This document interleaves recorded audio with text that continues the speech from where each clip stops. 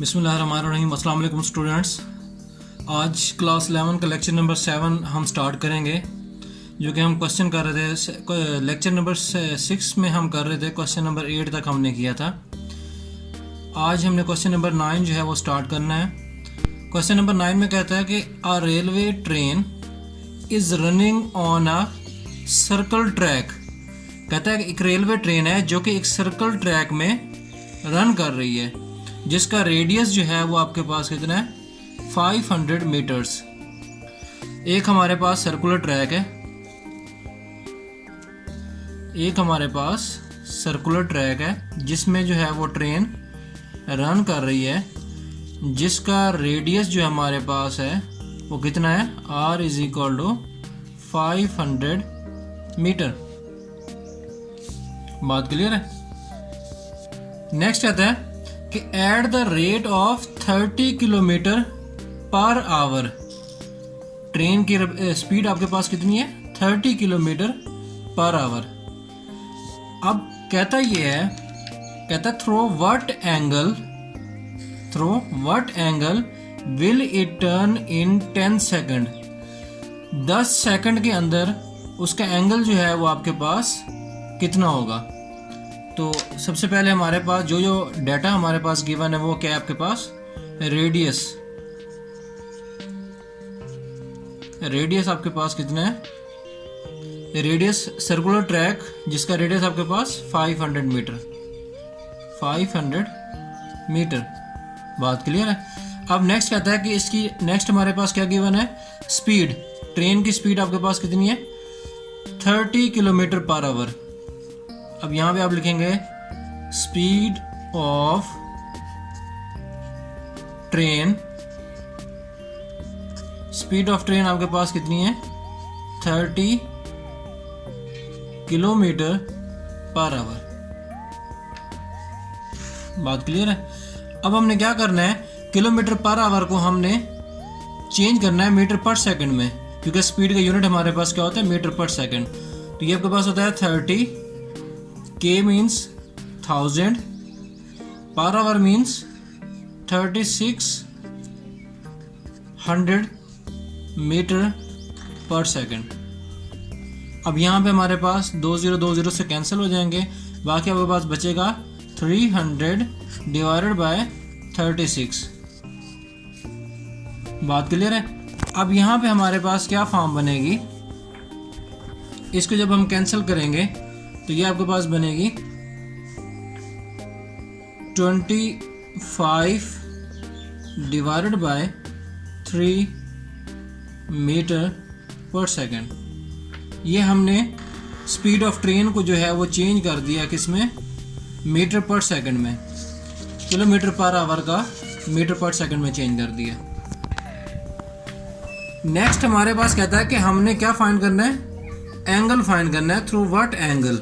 तो हमारे पास formula given है कि आपके पास ये आपको क्या होगा, हमारे पास ये आपके पास लेंथ होगी, मींस के L होगी, डिस्टेंस होगा। यहाँ के पास हम करेंगे 9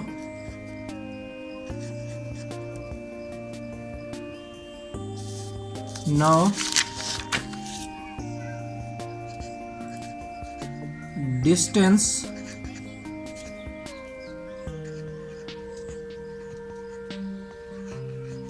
covered by train in 10 second.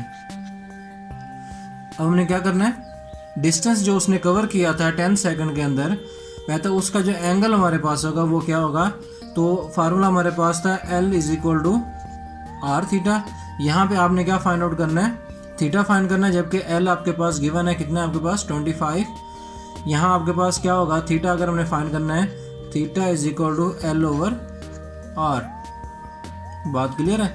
अब यहाँ पे हमारे पास L क्या है, L की वैल्यू आपके पास थी 25 डिवाइडेड बाय 3।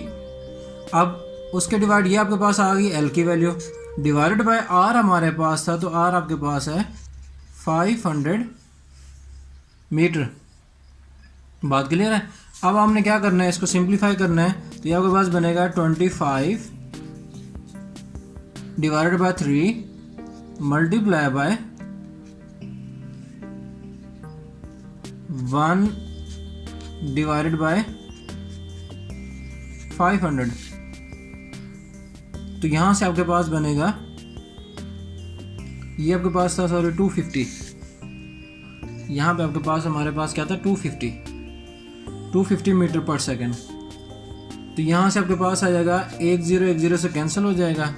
नेक्स्ट आपके पास बचेगा 25 2 ज़ा 50। तो यहाँ से हमारे पास आंसर है इसका 1 divided by 3 multiply by 1 divided by 2। तो ये आपके पास आ जाएगा 1/6 रेडियन। तो ये आपके पास इसका एंगल आएगा, जो कि हमारे पास था कि किस एंगल पे अगर वो आपके पास 10 सेकंड के अंदर टर्न करती है तब उसका जो डिस्टेंस होगा हमारे पास वो आपके पास कितना था 250 डिवाइडेड बाय 3, जो कि हमने किलोमीटर पर आवर को मीटर पर सेकंड में हमने चेंज किया। कहता है उसका एंगल जो आपके पास आता है वो आपके पास कितना है। यहाँ से आपके पास यहाँ हमने फाइंड करना है थीटा, एंगल हमने फाइंड करना है जब ये आपके पास 10 सेकंड के अंदर टर्न करेगी। तो ये हमारे पास था क्वेश्चन नंबर 9। बात क्लियर है। अब हम देखते हैं कि क्वेश्चन नंबर 10 हमारे पास है। क्वेश्चन नंबर 10 आपके पास क्या कहता है, कहता है a horse is tethered to a peg. कहता है एक हॉर्स है जो कि कील के साथ उसको बांधा हुआ है by a rope of 9 metre, जबकि रस्सी की जो लंबाई है वो आपके पास कितनी है 9 मीटर लेंथ। उसके बाद कहता है and it can move in a circle. वो एक सर्कल के अंदर जो है वो मूव कर सकता है with a peg as a centre.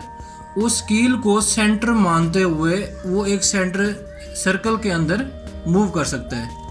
बात क्लियर। लेट्स को अब आपके पास है कि एक हमारे पास सर्कल है,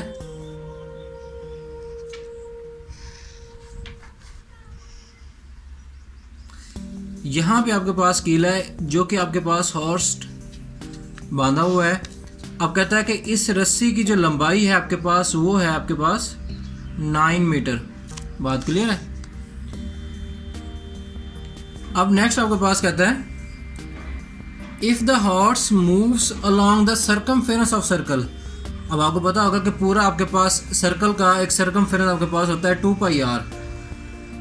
कहता है if the horse moves along the circumference of the circle, कि एक पूरे सर्कल के अलोंग जो है वो मूव करता है कीपिंग द रोप टाइट।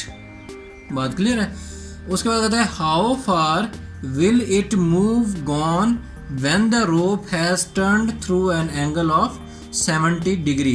कहता है कि जब वो 70 डिग्री एंगल तक पहुंचेगा तब जो है उसकी लेंथ आपके पास वो कितना मूव करेगा।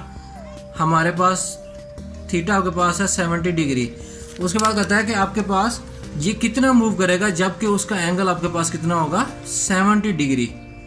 तो ये आपके पास यहाँ से हमने एल फाइंड आउट करना है। बात क्लियर है। तो इंतहाई सिंपल क्वेश्चन है कि सबसे पहले हमारे पास क्या है,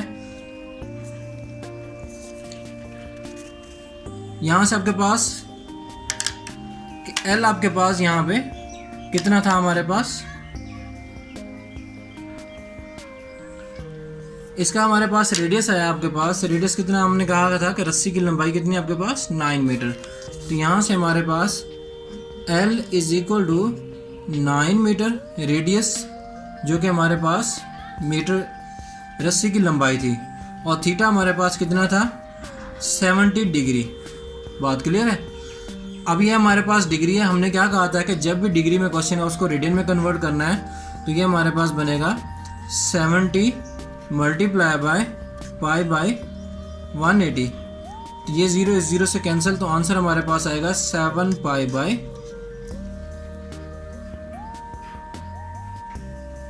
18। बात क्लियर है। ये आपके पास आया थीटा।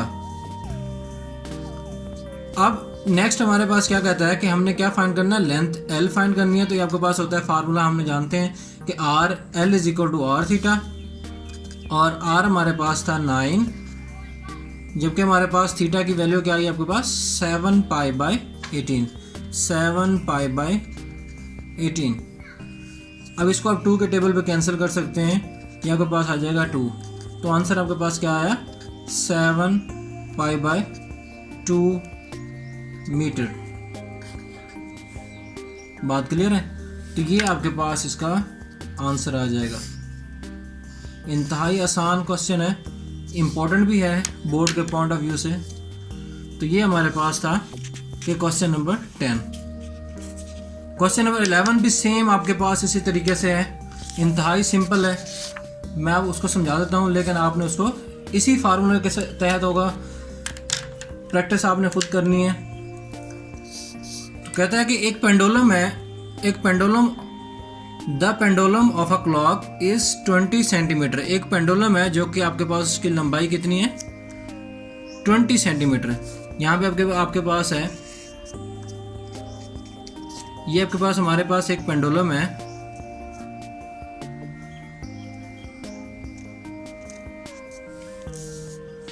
इस तरह की हमारे पास वॉच होती है जो कि हमारे पास कहता है कि एक पेंडुलम, उसकी आपके पास लेंथ आपके पास कितनी है 20 सेंटीमीटर, 20 सेंटीमीटर लॉन्ग।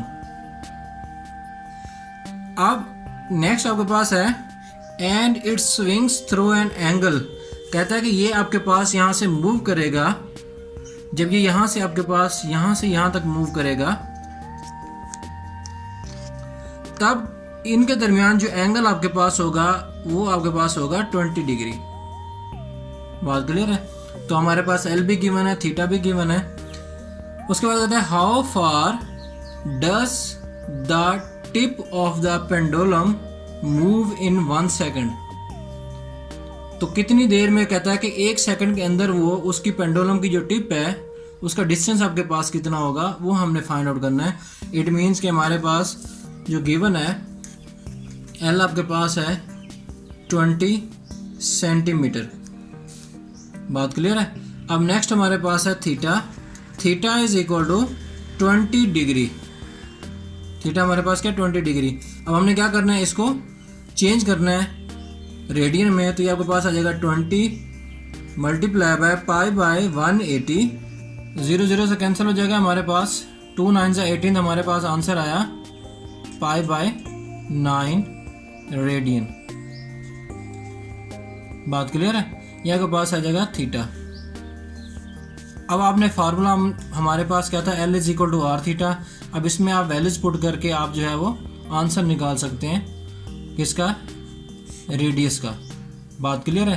तो ये हमारे पास था क्वेश्चन नंबर 11। तो नेक्स्ट वीडियो तक के लिए हमें इजाज़त दीजिए। अल्लाह हाफिज़।